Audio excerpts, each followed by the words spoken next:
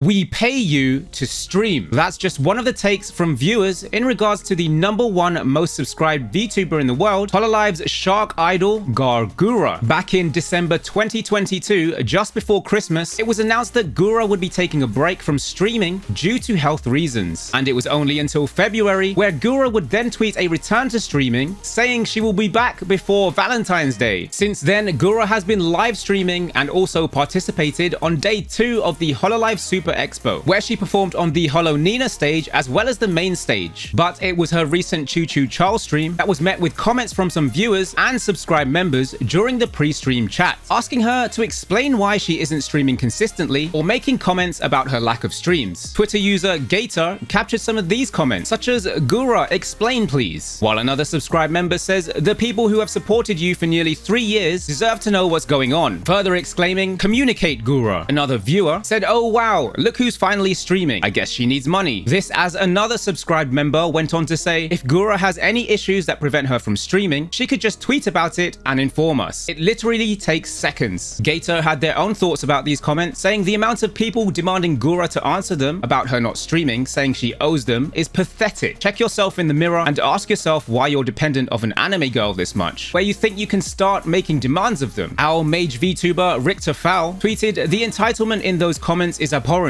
If you feel that badly about not getting streams, then pull your sub until whenever. You're not owed any kind of explanation, and if whatever explanation you do get doesn't please you, there's the door." Toledo went on to say, "People always claim that parasocial relationship is just fans being romantically in love with VTubers, when in actuality, it's fans that depend so hard on them that they think they're owed personal answers against boundaries because they choose to give them money." Meanwhile, other Twitter users disagree, such as this one tweeting, "When people are paying for monthly memberships, you quite literally owe them a stream or two." Or this user also agreeing with this take, tweeting, "They're not wrong and they're paying. I'd say money does create some expectation of basic communication at the least." Further saying, "She's an adult, she doesn't need you to white knight." Gura did go on to pin an update in the pre-stream chat saying, "I'm doing what I can when I can. I don't know what my new normal is or will be in terms of frequency. I just hope we can have a good time when we are together." This was still met with animosity, with a viewer who is not a subscribed member saying, "That's not even a proper explanation though. Why aren't you streaming? Eat up all this toxic positivity all you want, but some people are really hurt, and you know you can do better than this." Fellow news anchor and bunny VTuber Kyo also had something to say about this situation, tweeting, "Why do these people think they're entitled to an explanation on why she hasn't been streaming? There could be tons of reasons why, and if this is the chat she comes back to every time she steps away, I don't blame her for not streaming." Another Twitter user, quote, retweeted this, asking, "Why do random drama tubers always think they should speak for the community? It's not like you even watch her." This as Kyo immediately made clear he has been open about Gura being his favorite of Holo-en. He doesn't speak for the community and is just stating anyone complaining about a human having medical issues and not live streaming for you shows how horrible of a person you are. Not long after, Gura posted another update saying, "I was told I got a closed chat since there's no mods around at the moment. I will see you guys closer to the stream time." Titan's Bane tweeted, "People really need to take a step back and think about how writing stuff can affect Gura or any streamer mentally. No streamer should ever feel like they owe their fans anything or give them a reason why they aren't streaming." With Kyo sharing a similar thought as he tweeted, "This is the type of stuff that makes people not want to stream. Be happy you're getting a stream at all and stop pressuring her to go live all the time." Further clarifying, "I know this is the vocal minority. This isn't her entire fan base. But if you're someone that treats VTubers or creators like they're some kind of tool, you suck." Gura's live stream did go on as planned, and she even went on to finish the game in another stream a couple of days later. At the very least, for most of the fans, Advacha says things well, with this art saying, "Welcome back, Gura." In Hololive English news, we turn to the rat, Hakos Baelz, who over the weekend released a brand new outfit, revealing the drippiest drip of techwear designed by Rin Kawachi under the supervision of Mika Picasso, with Jujube at the helm for the live 2D rigging. Kanauru captured this dashing shot of her saying, "I think she needs more accessories." This as the accessory queen, Amaro Polka, went on to tweet, "Hako Taro, you're the cutest thing I've ever seen." This outfit reveal completes the Holo Council casual outfits, as Keen Biscuit doodles them all together, with Crony, Fauna, and Mume as grandmas, alongside the funky teenager Bay. And although the alumni Sana has left her duties on the council, we can go back to May 2022, where her papa, Paco, seemingly predicted this and created a casual outfit for her well in advance. Next up, we visit the fiery bird of Holo Myth, Takanashi Kiara, who had a collab stream with the AI VTuber Neuro-sama Neuro-sama. Kiara shared a little behind the scenes prep tweeting, trying to set up for the stream, and she was having a panic attack, so I asked if I should call an ambulance. Capturing the dialogue from Neuro-sama, which said, "No, I don't need an ambulance, I'm fine. Just stop yelling at me. I'm freaking out. Help me!" The fridge review stream led to incredible moments, such as Neuro-sama trying to get Kiara to stop going on a tangent and also giving her some emotional damage. Kiara went on to tweet, "So much to unpack from this stream. Streaming with AI brings up a lot of unique and random topics. Thanks, Neuro. Heart, heart, heart." In more Hololive news, we check out the recent Puyo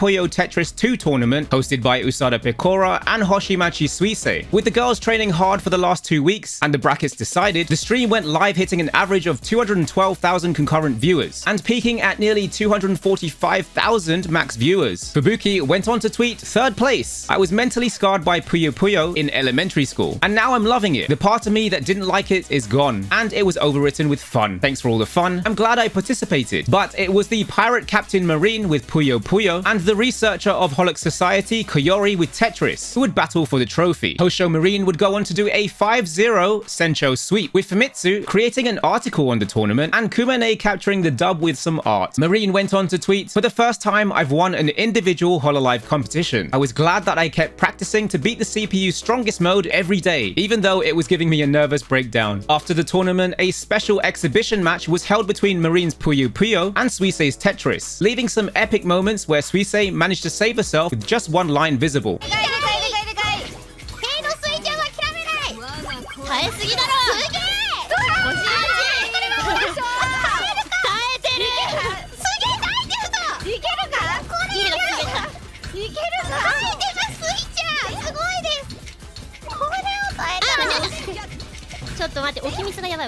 Ultimately, it was Marine who came up on top, showing that her dedication to mastering Puyo Puyo and learning the holy counter technique to defeat Tetris players in the 2-week training window before the tournament is something to be praised. But this wasn't the only tournament that happened over the weekend, as the VSaikyo 5 VTuber Apex tournament also took place, with Holostars Rika's team placing 2nd and Holostars Gamma's team placing 3rd, making it the first time a HoloPro member has stood on the podium. Hololive Society's LaPlus managed a champion grab on day 4, resulting to her bursting into tears.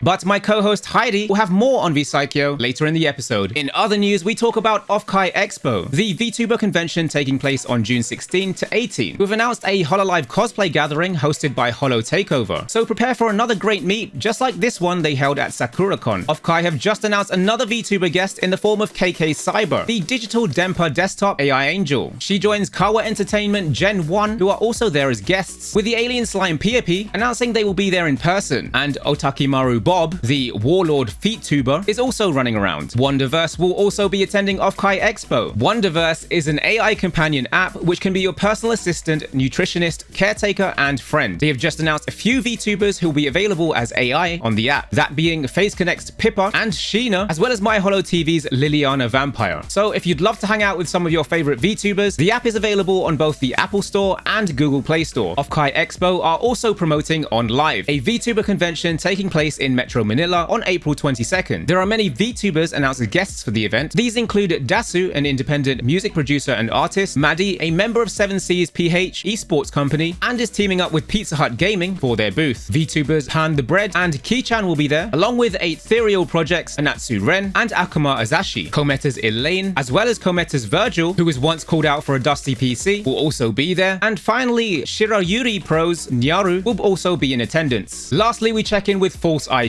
who is still on vacation until the end of the month, leaving TVS in the hands of the co-hosts, but has announced he's been caught. He goes on to tweet, "It's the end of an era, as Twitch has finally got his Dumpy emote removed, leaving fans in complete distraught. We salute you, Dumpy." Next up, with more news, I hand you over to my co-host Heidi. Take it away. Hi everyone! Starting off, we take a look into this year's 5th and possibly final season of VSaikyo, an Apex Legends tournament hosted by Shibuya HAL that was held over this weekend. The tournament tournament featuring a wide array of VTubers, with a large chunk of the demographic being from the branches of Niji-sanji, and many other participating members from agencies like Hololive and Expo. The tournament has since concluded, with Team MapleNut's Bunny Dayo coming out on top, consisting of the members Noa Kurumi and Mimi Tosaki from Expo, and Higuchi Kaede from Niji-sanji's JP branch, with VTuber Paka L also making the top of the leaderboard for both the most kills and the most damage. And after many scrim matches and training streams, it's all come to an end, and a quite bittersweet one too, as Niji-sanji English's Selene Tatsuki from Team Snakebite said she's gonna miss Team Snakebite when this is all over. VSaikyo has been such a dream to play in, and the memories and fan art have all been amazing, but many fans and non-fans of the game have come together to express their support and excitement for this tournament, much like Idol Ian's Rin Penrose, who had wished well to everyone who participated in the tournament despite her not actually knowing how Apex works. Though the Apex grind doesn't stop with Selene, however, as it had been announced that Selene will be participating in the Apex Rising Charity Pro-Am tournament on April 20th and 21st as a part of Team Nocturnal, right after Selene herself had jokingly stated she would retire, only to come back a week later for this tournament. But we all wish her luck again, along with her teammates, as they go up against 39 other teams during this event, and hopefully help Apex Rising reach their goal of raising $1 million